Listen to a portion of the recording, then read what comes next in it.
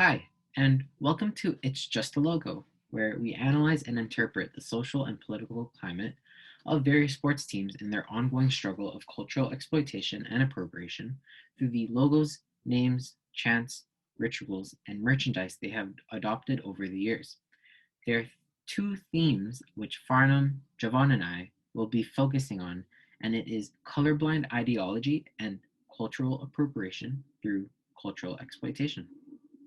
The first episode will be led by Farnam in discussing the Cleveland Indians and showing how fans strongly disagree that the team logo, name, and practices were problematic in that it is a cultural appropriation.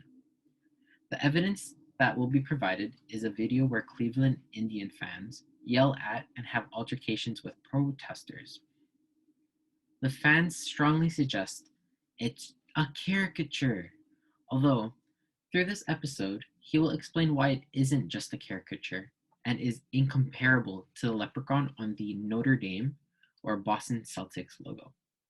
Race, historical discrimination, and structural inequality has a significant impact on this.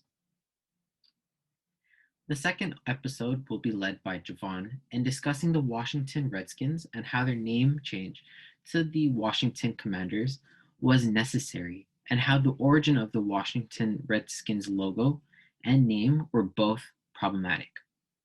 The media text that Javon will be using is the "Go Fund Yourself" clip from South Park, where the Washington Redskins ironically argue against the fact that their name was stolen and that it is rightfully theirs. It's tragic enough to say that this type of discourse could happen because the Washington Redskins have a lot of authority and or power, and this would most definitely end in their favor. But with the current protests that the indigenous population and others have stressed concerning cultural appropriation through exploitation has led to nowhere. Lastly, the third and final episode will be discussed by me, and I will be discussing what the future will look like, the incentives for teams to change, and how the collaboration between the teams and fans are a requirement to make positive change. The media text that I will be using is a news article which discusses how the Kansas City Chiefs is a currently strong example of colorblindness and cultural appropriation through exploitation. The tomahawk wave, banging on drums, and the name and logo are the depictions of which show cultural appropriation through exploitation. I will later assert that the approach that the Golden State Warriors took was the best way to change things.